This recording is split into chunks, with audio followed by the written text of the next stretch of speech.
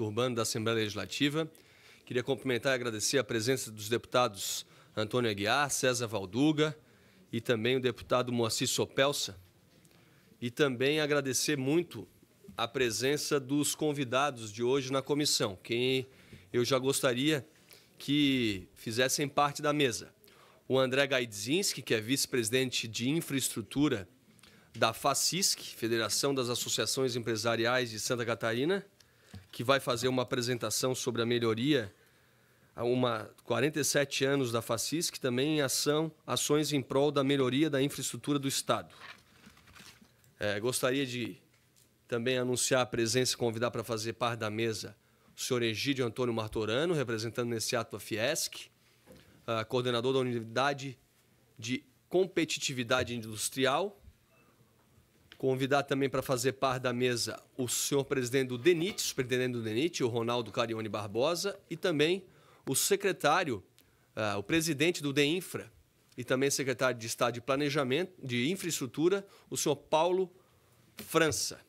Eu vou pedir licença aos convidados, enquanto se direcionam à mesa, para nós fazermos rapidamente a pauta da reunião, que é super rápida, e logo após ouvirmos a apresentação da FACISC e na sequência, abrir a palavra a todos os convidados, como também aos deputados. Então, submeto para votação a ata da 5ª reunião ordinária da Comissão de Transporte e Desenvolvimento Urbano, que já foi previamente distribuída aos senhores deputados. Não havendo quem queira discutir, coloco em votação. Os favoráveis permaneçam como se encontram. Aprovada.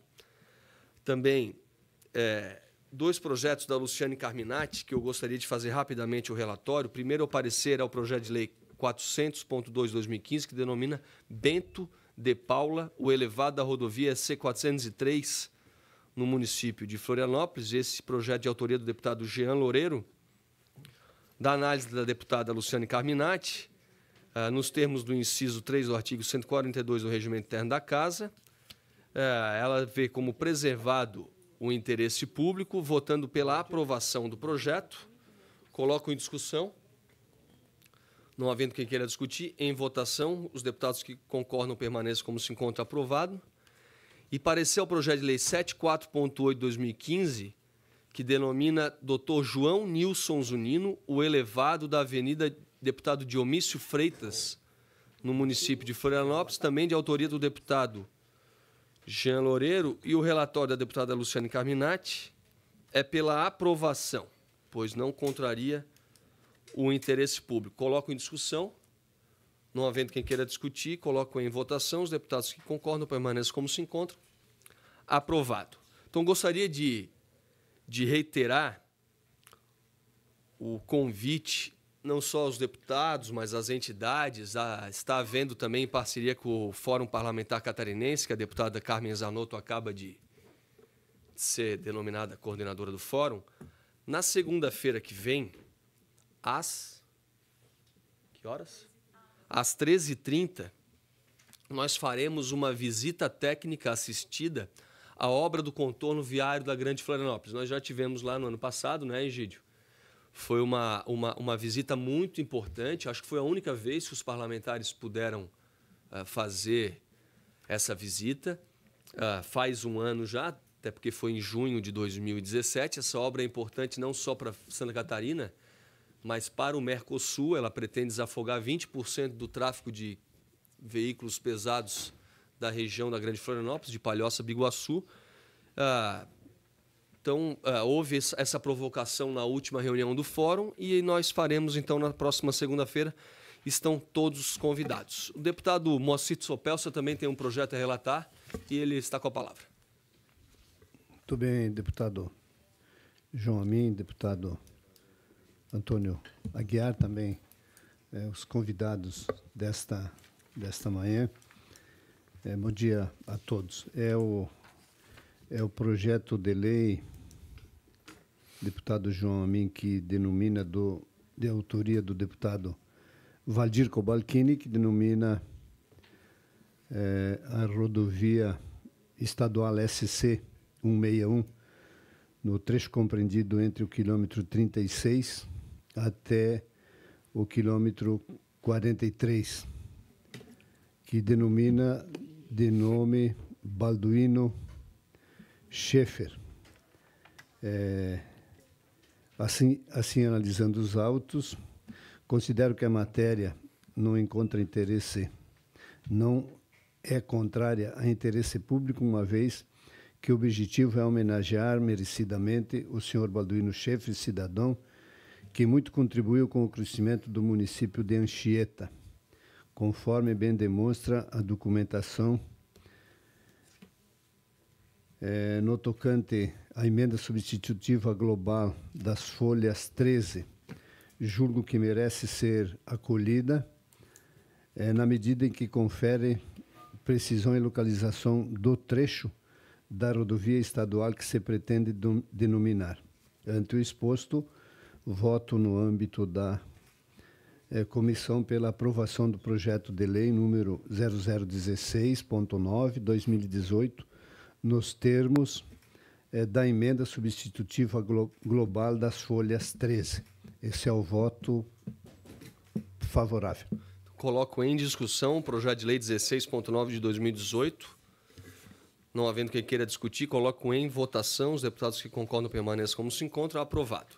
Então, eu gostaria de pedir até desculpas e convidar para fazer parte da mesa também o senhor Rodolfo Nicolazzi Felipe, que é coordenador de projetos do Lab Trans da UFSC. Peço desculpas por não ter feito o registro antes. E, nesse momento, então, nós passamos a palavra ao nosso convidado de hoje da comissão, que é o senhor André Gredzinski, que fará a sua apresentação nesse ato representando a CIF, sendo vice-presidente, FACISC, sendo vice-presidente de infraestrutura. Obrigado. Bom dia a todos. Na CIF também a gente faz parte ali, eu sou conselheiro ali, faço parte do Conselho Superior, presidente. Quero cumprimentar o presidente João Amin, o deputado Antônio Aguiar, o deputado Moacir Sopelsa, né, pessoas que realmente estão aqui, que fazem parte desse assunto que a gente vem aqui apresentar sobre infraestrutura. Está aqui o Ronaldo Daniti, o Paulo França. Bem, quando ele estava assumindo, a gente foi lá conversar, levamos associações, e esse é o nosso trabalho. Nós atendemos as associações empresariais de todo o Estado, aqui na capital, para estar levando nos órgãos, fazendo como a gente acaba fazendo visitas, né? Então, e para estar atendendo os seus municípios, seus regionais. Comentar também o Martorano da Fiesc, né? O Rodolfo já amigo de longa data, né? Então é bom, né, estar todo mundo aqui reunido e atendendo a esse convite, viu, João? A gente vem falar um pouquinho da infraestrutura, o que a gente faz de infraestrutura na FACISC. A FACISC hoje compõe, tem uma estrutura com 50 diretores, oriundos de todas as associações do Estado. Nós são 146 associações empresariais, nós temos um número de 34 mil empresas associadas, de todos os setores da economia, de todos os tamanhos, desde a micro e pequena empresa até a grande indústria, com associações aí de mais de 100 anos, e a FACISC agora fazendo 47 anos, trocando de casa, algo tão sonhado, né, praticamente pronta, né, a nossa sede aqui na saída, né, da ilha, né, no continente, dá para enxergar ela quando está atravessando a Ponte Colombo Salles. E em conjunto com a CATS, que era a proprietária do terreno, a gente está indo lá, dando um exemplo, inclusive, né, para todos os catarinenses, que é saindo da ilha, já que nós temos que atender não só Florianópolis, mas 294 municípios, né? Então, juntamos duas entidades, né, e saímos da ilha, né? As pessoas agora não precisam, né, quando vem a Florianópolis, né, tá atravessando a ponte. E mais ou menos o que eu estava falando, né, nós temos aí mais uma edição, né, do Voz Única, isso vocês vão receber nas próximas semanas, que fala da nossa federação, né, como a gente, dessas 146 associações, impacta 80 mil empresários, e nós temos, né, também um impacto direto nos cidadãos catarinenses, em torno de 2 milhões de pessoas. Nós dividimos em 12 regionais Santa Catarina, e a gente tem uma capilarização impressionante e excelente, até para divulgação, para apoio, para muita coisa que acontece, e mais do que nunca está envolvido, né, algo que é muito importante, aí vocês vão entender por que a FACISC está envolvida também com infraestrutura. Esse aqui é o Voz Única, né, é um apanhado, uma pesquisa que nós fizemos 3 meses antes das eleições. Essa foi a segunda edição em 2014, onde a infraestrutura, né, foi 52%. Né, são assuntos que nós perguntamos para as associações, são as demandas que vêm das regionais das nossas associações. E não vai ficar muito distante desse número de mais de 50%, né, dessa nova edição de 2018. Depois, no final, eu vou falar um pouquinho mais. Conceituando o que é infraestrutura, né? A infraestrutura ela consiste em um conjunto de elementos estruturais que impulsionam o desenvolvimento econômico de um determinado local. Os principais serviços que compõem a infraestrutura são transporte, energia, telecomunicações e saneamento ambiental. E o que faz parte disso num país? Ou seja, as rodovias, usinas hidrelétricas, os portos, os aeroportos, os transportes, as rodovias, os transportes rodoviários, né, sistemas de telecomunicação, ferrovias, rede de distribuição de água e tratamento, de esgoto e sistemas de transmissão de energia elétrica. E, para ser eficiente e fundamental para assegurar o funcionamento eficaz da economia, um fator importante, né, é a determinação da localização da atividade econômica, tipos de atividades ou setores que podem se desenvolver dentro de um país.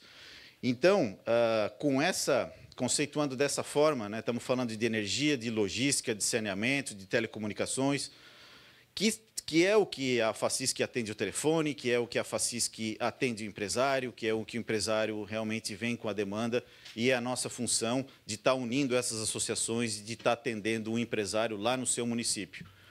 Começando com telecomunicações, né, praticamente todo o Estado, né, conta com telefonia fixa ou móvel, ou seja, 96%.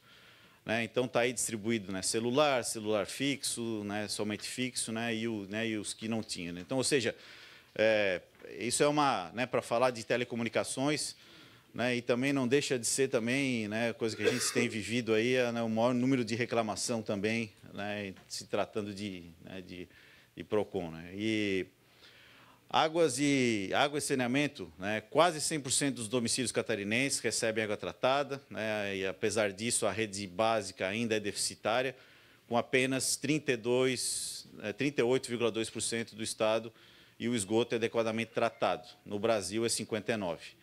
Né? Então, aqui a gente coloca o que ainda tem o que se fazer, a gente apura isso. Tem um trabalho, inclusive, junto com a própria Aresc, né? Isso, eles têm feito um trabalho ali, o Silvio, etc., né?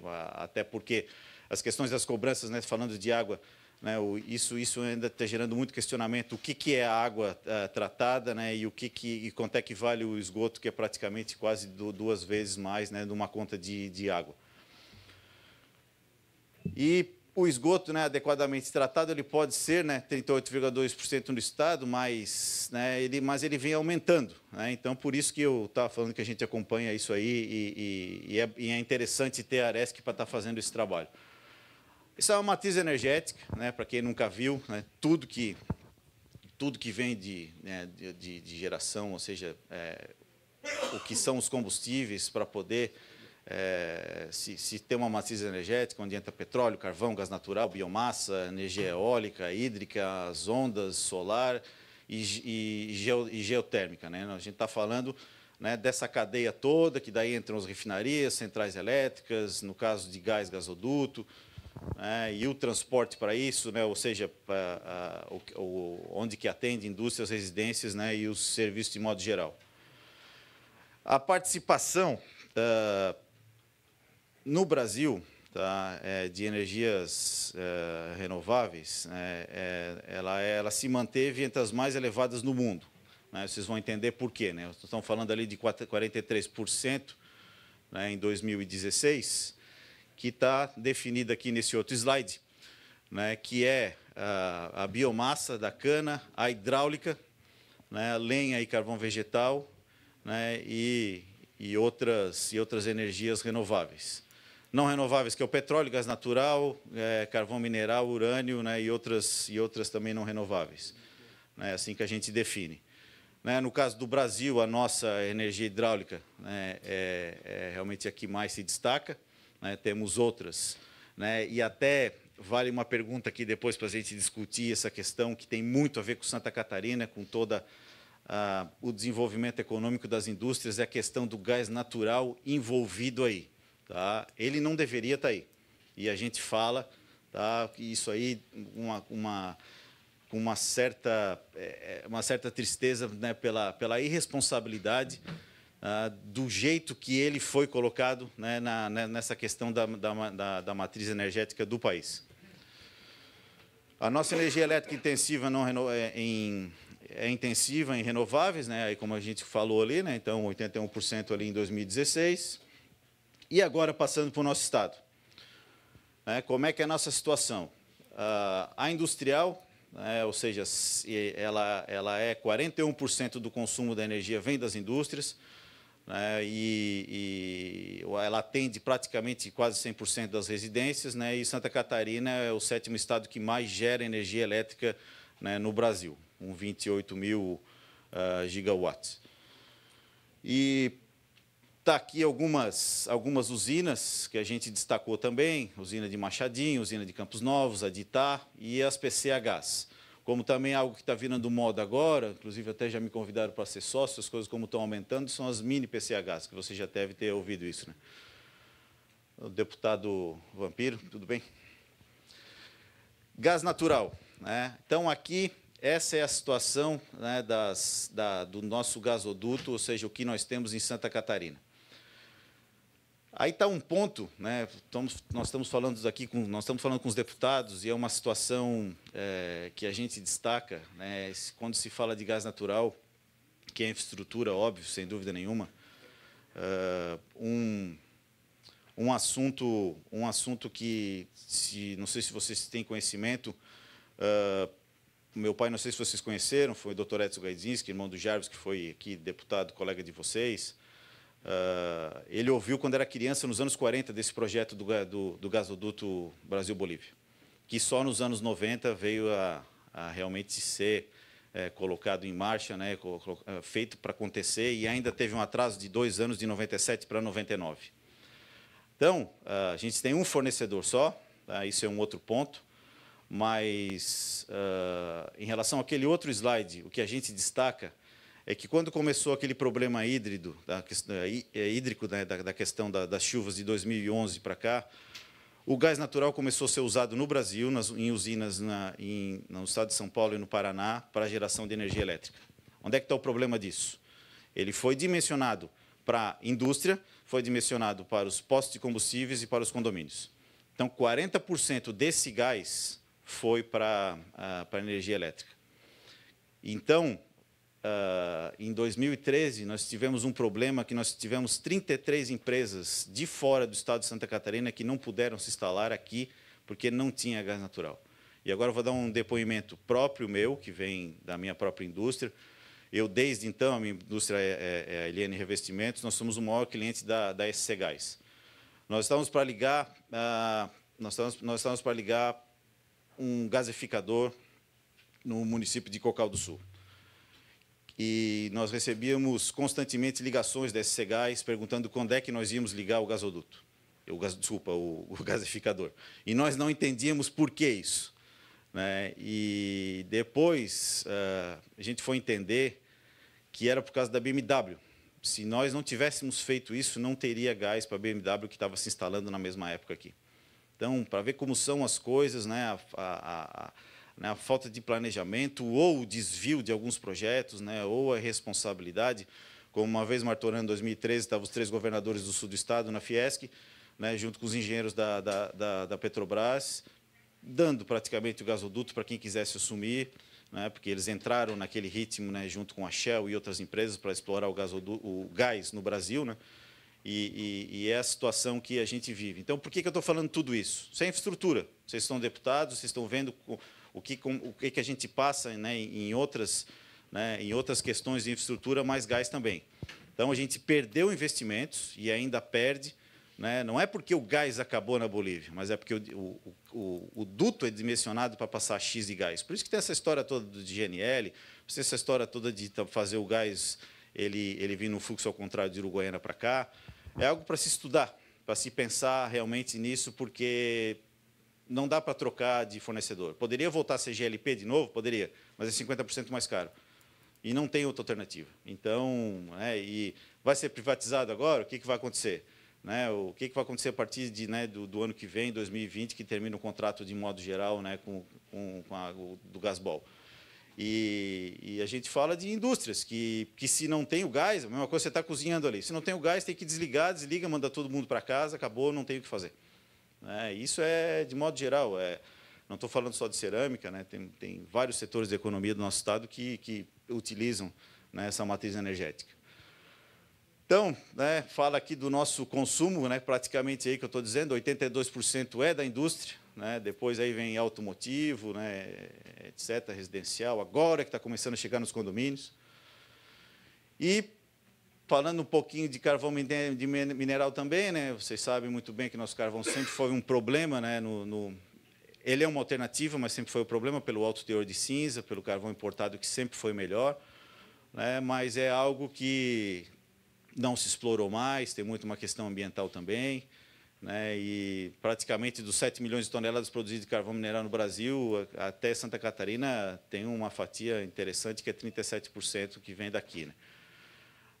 Um outro produtor também, o estado do Rio Grande do Sul, aquela região dos 5 rios que formam o Rio Guaíba de Porto Alegre, lá também até um carvão um pouquinho melhor do que o nosso, mas é uma economia que realmente fez o sul do estado sentir principalmente dos anos 80 para cá. Foi o auge nos anos 40, mas período de guerra, tudo, mas também é algo para ser trabalhado num outro momento, de se pensar em outras alternativas. Tem se pensado isso. De repente, por isso até, viu, deputado João, de repente por isso, porque o sindicalismo é tão forte no sul do estado, porque as coisas acabaram migrando para outros setores da economia. Aí, falando de energia eólica, aí tem aqui o que nós temos em Santa Catarina, a usina de Bom Jardim da Serra, de Água Doce, de Tubarão, ali, que tem uma na frente de Capivari de Baixo, e Laguna. Aqui tem uma ideia, vamos ver se isso vai, deputado Vampiro, vamos ver se isso vai acontecer, porque a gente acompanhou de todas as pesquisas que foram feitas. O vento nordeste é predominante naquela região, mas ele é muito forte, e quando é muito forte também não é vantagem, porque acaba desligando o gerador. E vamos ver também se isso é uma alternativa. Tem aí uma área prevista para realmente se construir essa usina eólica no sul do estado.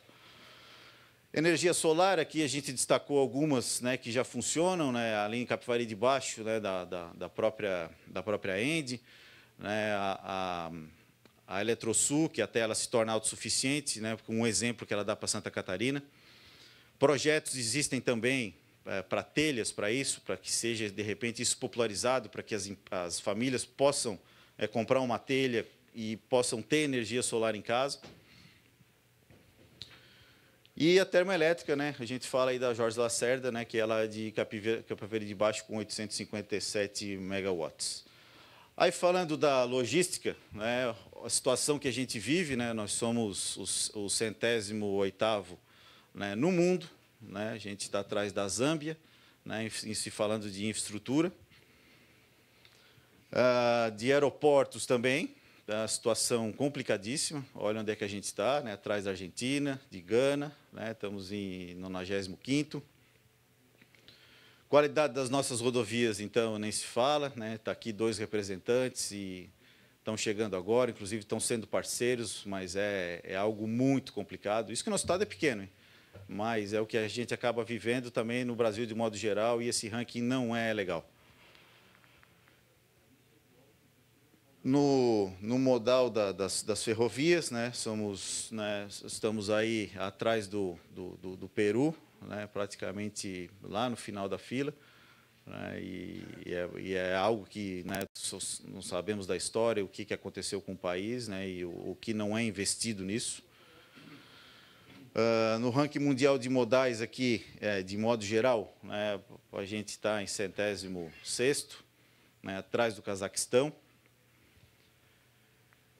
E o nosso cenário hoje no Brasil, né? O que nós temos hoje? Nós temos 1.765 mil quilômetros de estradas, né? 212 mil quilômetros pavimentados, 29 mil quilômetros de ferrovias, 46 portos organizados, mais de 120 terminais de uso privativo, um potencial de 50 mil quilômetros de hidrovias e 13 mil quilômetros em uso. Então, olha o que ainda dá para explorar ali, né? 31 aeroportos principais, né? E 19 mil quilômetros de dutos. Aqui mostrando para vocês, né, o que quer dizer tudo isso. Olha quanto custa caro, né, a tonelada por quilômetro útil. Né? Nós estamos falando ali, né, do rodoviário, custa R$ 353. Né, comparado aí com o ferroviário, com o aquaviário, né, só perde, né, ou seja, por o aéreo, né, que é o mais caro, mas pelos outros que a gente não tem desenvolvido no país, né, é possível ver, né, o que a gente mais utiliza, que é o rodoviário, o quanto caro que é. Que isso impacta em 12% do PIB. Tá? Então, não mudou muito. Tá? Se olhar ali 2004, 2016, a situação continua praticamente igual. Né? Então, olha o que custa caro para a gente produzir nesse país, além da alta carga tributária para ser um empreendedor, para ser, né, para ter produzir, ser um industrial nesse país. Que também, né, emendando, né, um número até que acaba sendo coincidente, né, 12% também é o gasto, né, de logístico que as indústrias têm, né, para estar produzindo no Brasil. E, além disso, né, com a elevada utilização de rodovias, esse fator tem gerado elevados custos com a saúde. Tá? Isso aqui são dados tristes. A gente faz parte de um grupo ligado com as associações empresariais de Itajaí até Rio do Sul, um número, inclusive, que é coletado pela Associação de Rio do Sul regularmente, que é a questão de fatalidade de vítimas, né, que também, né, que isso é o pior de tudo, né, em relação, né, aos acidentes rodoviários, né, em relação às rodovias de modo geral. Né. Então, ali, 470, final do ano passado, até teve um evento, e ali foi em Dayal, acho que foi em Dayal, né, que foi levado uma menina de 6 anos, né, e colocado o discurso da presidente Dilma Rousseff quando ela tinha nascido, e ela subiu no palco. Então, e naquele dia de manhã, inclusive, tinha acontecido um acidente, né, com morte na rodovia. Né. Então, são as coisas que a gente vive, que a gente vê, e acaba a federação se envolvendo para estar contribuindo com os senhores, né, de modo geral, com a sociedade, né, para melhorar a infraestrutura e aquela estrada ali, como ela é importante. Né. Investimento, né? A gente coloca aqui. Olha a situação nossa, né? O total ali, olha o que caiu. Olha como que era nos anos 70, a situação toda. Depois veio e praticamente, né, dos transportes pouco mudou, né? Vamos falar, né, de 2 décadas, quase 2 décadas, né, o que tem de investimento em infraestrutura no país. Né? E como que era, né, nos anos 80 começou a cair, né, mas como que foi, né, principalmente naquela época do milagre econômico, que todo mundo fala, né, naquela época dos anos 70. Em Santa Catarina, nós temos 61 mil quilômetros de estradas pavimentadas, 7.056 mil quilômetros de estradas pavimentadas, ou seja, 11% do total.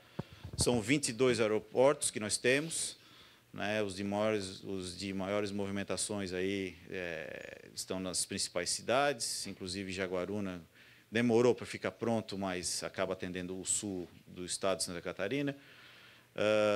5 portos que nós temos hoje, né, São Francisco, Itajaí, Mituba, Navegantes e Itapoá, e 1.365 quilômetros de ferrovia, né, aí falando da Ferrovia Teresa Cristina e da ALL.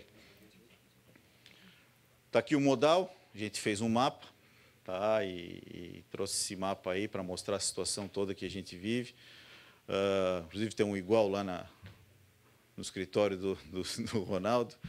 E muita coisa a gente está aí para trabalhar. Agora, essa última PL aí, a gente tem que agradecer, Ronaldo, esse trabalho todo, pelo menos para deixar um pouco de recurso, né, porque tem que atender, não adianta aí o que a gente vive, né, e o que a gente, né, acaba sendo concorrente de outros estados, de outras regiões do Brasil, né, conforme, né, tem passado para a gente aí. Mas é algo que nós temos que estar sempre cobrando. Estava mostrando energia elétrica para vocês. Há 4 anos, nós tínhamos problema de energia elétrica em Santa Catarina. Aí vocês vão imaginar, por que não tinha energia elétrica? Não, é porque quando o produtor, o agregado do Mago Indústria lá do Oeste, ele fosse ligar a granja dele e ele fosse ligar o chuveiro elétrico, caía o disjuntor. Né? Questão de energia trifásica e de problema mesmo de abastecimento. E fizemos um trabalho, o presidente Cleverson na Celeste que nos atendeu bem, também o sul do estado, a mesma coisa, a região de Araranguá tinha um problema sério também, que não tinha como se montar uma indústria, ou seja, de se fazer uma expansão, porque não tinha qualidade de energia elétrica. E aí a Facisc também se envolve, né, e está atendendo o pedido, a demanda da associação. Isso aqui é praticamente de agora, tá? O que nós temos para mostrar nesse momento, antes de estar pronto o Voz Única, né, que todos vocês vão receber, inclusive quem for candidato, que são as demandas que estão vindo das nossas regionais. Como eu falei, nós dividimos nossas regionais, né, em 12 partes. Né, então, está ali, ó, vem lá do extremo oeste, ali, ó, revitalização da BR-163, revitalização e duplicação da 282, aí na região noroeste, que a gente chama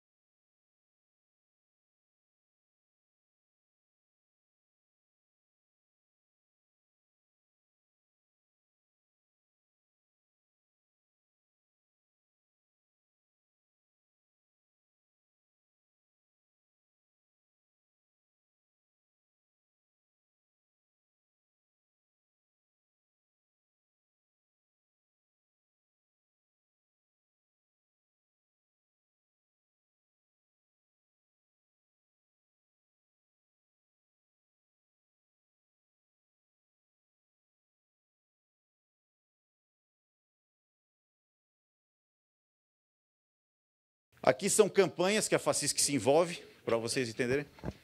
Se tu puder voltar eu não vou, prometo que eu não vou mais interromper. Queria que tu fizesse uma única observação sobre isso aí. Da onde que partiram essas... Qual foi a demanda que vocês tiveram? Como é que vocês fizeram esses trabalhos regionais para priorizar cada uma dessas obras por região necessárias?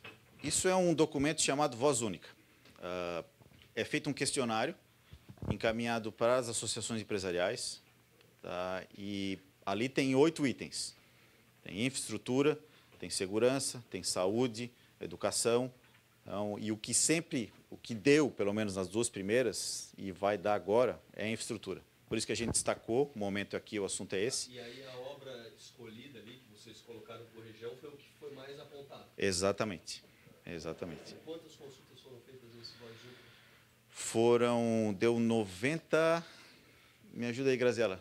95... 95% das associações ativas. 95% das associações responderam ao questionário. Praticamente 146, estamos falando de quase todas. Né? Então, a gente cobra isso, né, que respondam.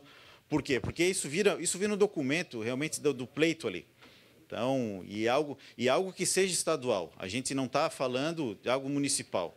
O municipal tem que resolver ali no seu município com o prefeito. Agora, assuntos estaduais e também que a gente possa representar, né, a nível federal é o que são perguntados, né, e são respondidos pelas associações. E aqui está destacado bem a infraestrutura, né? Causa confusão. Essa da 470 é para estar no Alto Vale lá. Você da Serra. Lá em cima. Mas ela desce ali, né? Mas ela desce também. A demanda é lá do Alto Vale. Mas também tem, tá lá, ó, duplicação da BR da 470. Né? Porque depois a 282, elas duas se cruzam, então, e depois ela desce para o Rio Grande do Sul. Aqui as campanhas que nós fazemos em conjunto com associações empresariais, né? Quem vem tem que voltar, isso aí são outdoors, são campanhas né, lá na região, no município.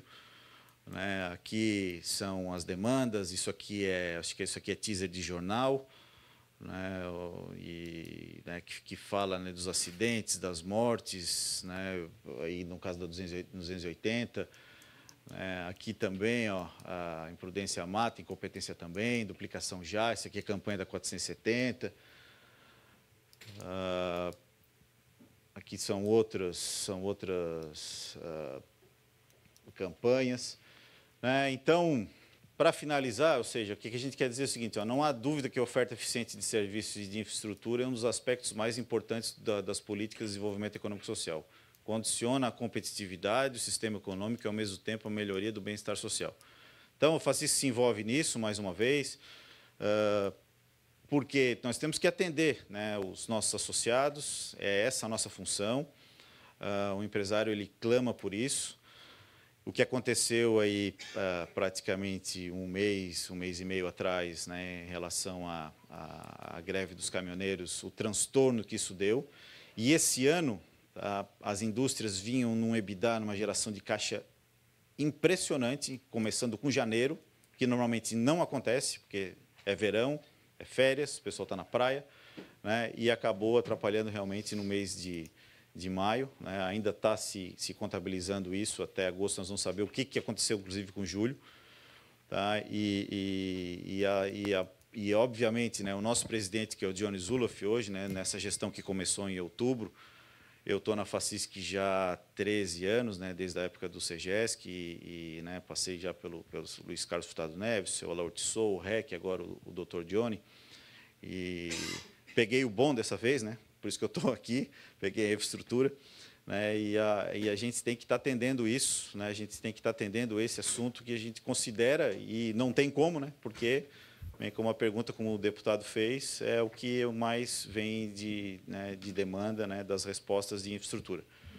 A gente está à disposição, eu citei o Ronaldo aqui, porque ele também está há pouco tempo aí no DENIT, e tem uma demanda muito grande por rodovias federais, e ele tem atendido, né, muito bem, né? O Paulo França aí também nos atendeu, substituiu o Vampiro, né, como também o Vampiro quando estava lá e atendeu os pleitos dos empresários.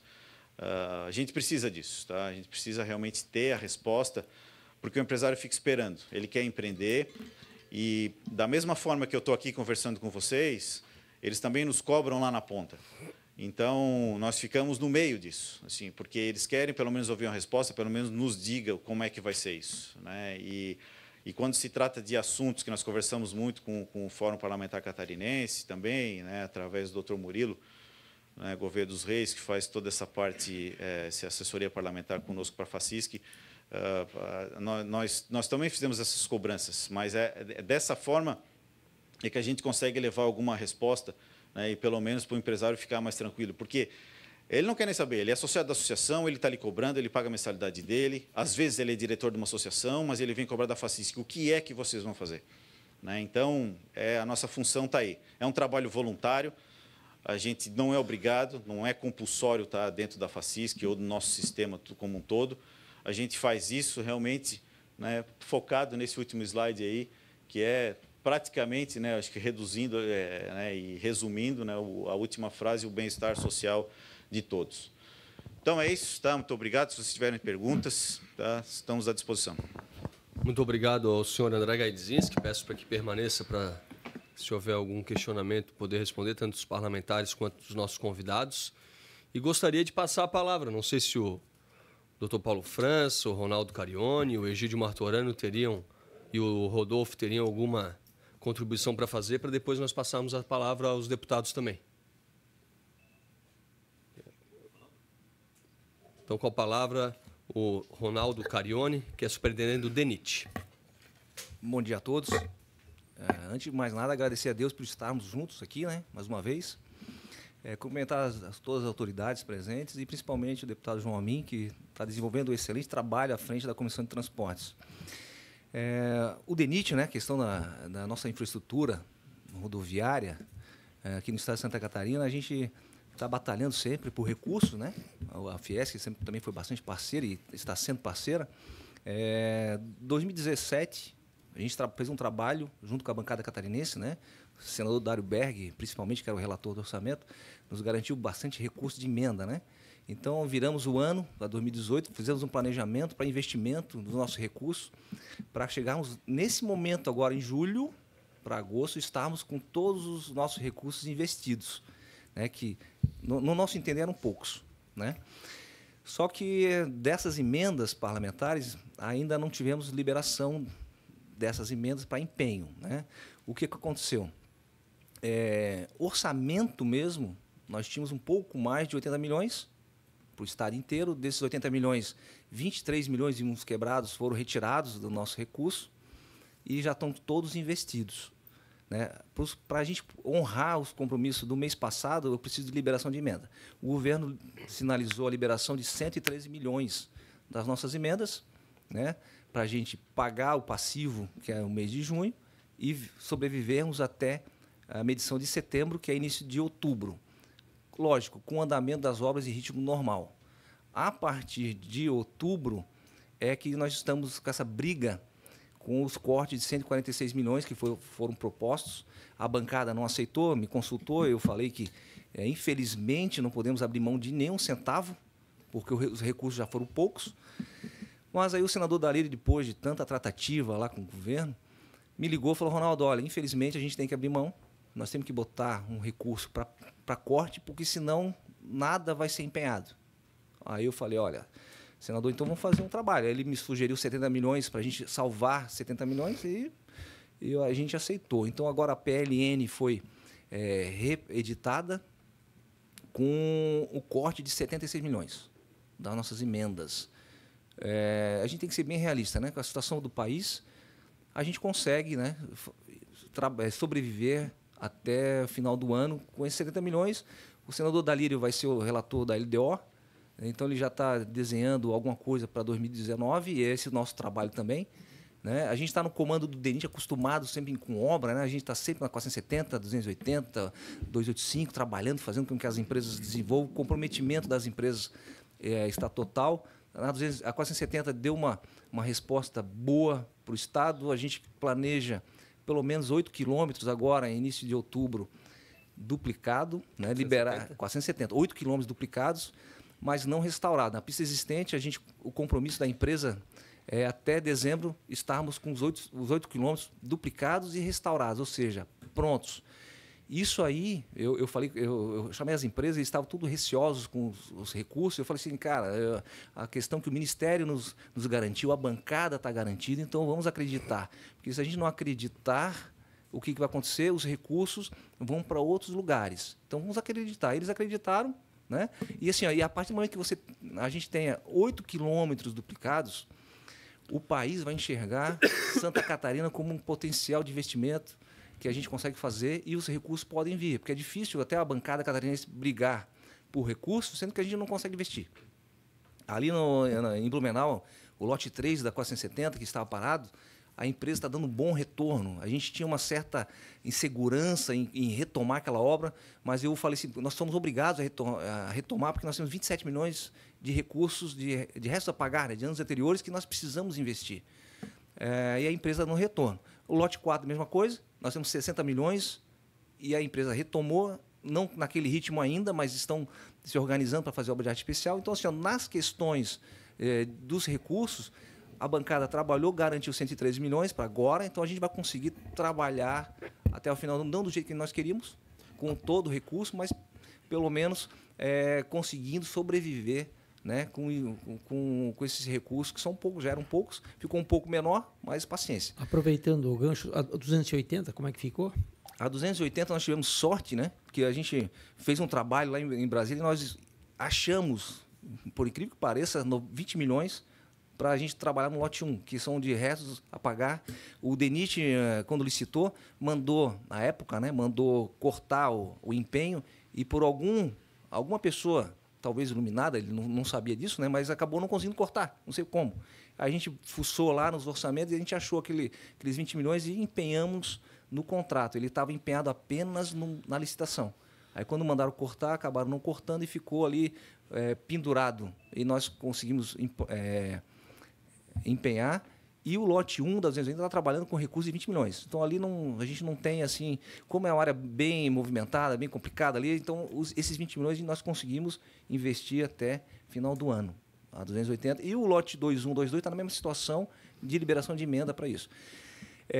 O que assim, de tudo, o que ficou assim bem garantido, bem tranquilo, a questão da Via Expressa de Florianópolis. Via Expressa de Florianópolis, nós temos 36 milhões de recurso, ele está contingenciado, não foi para corte em nenhum momento, né? Não foi para corte e nós estamos com a licitação pronta, o edital pronto, é somente a bancada catarinense nos dar o sinal verde, dizer o seguinte, que os recursos não serão cortados e a gente pode licitar, porque vai ter condições de empenhar, porque eles vão ter que liberar para empenho, e a gente tocar a nossa Via Expressa de Florianópolis. O assessor do senador Dário me ligou ontem, perguntando a respeito, e eu falei assim, olha, depende do senador e da bancada catarinense dar o sinal. A hora que disser assim, Ronaldo, você pode licitar, e nós licitaremos. Eu sou bem otimista, viu?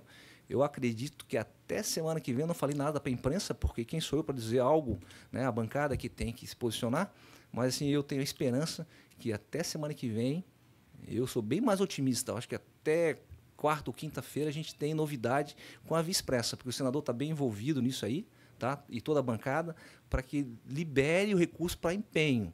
Eu até poderia licitar agora sem essa garantia, porém, seria muito irresponsável fazer uma licitação e depois ficarmos sem contratar a empresa e gerar uma expectativa na sociedade catarinense e isso a gente não concretizar. Então, a questão da Via Expressa está nesse pé, tá? E a gente acredita que vamos conseguir, se contratar uma empresa boa, né? Até final do ano ter um bom avanço nas obras. Muito obrigado ao senhor Ronaldo Carione. Então, com a palavra, o senhor Egídio Martorano, da Fiesc.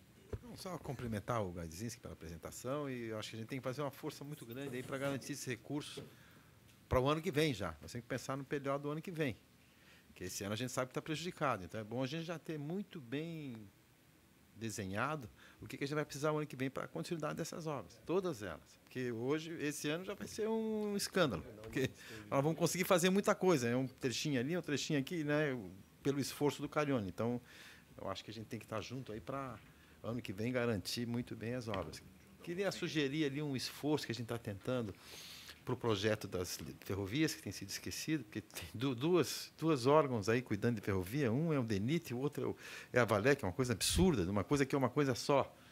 Né? A Litorânea e a LSS são complementares, isso aí não tem cabimento, então, e estão gastando um monte de dinheiro, já gastaram 22 milhões de reais nesses projetos, então seria uma iniciativa que a gente pode ter conjunto.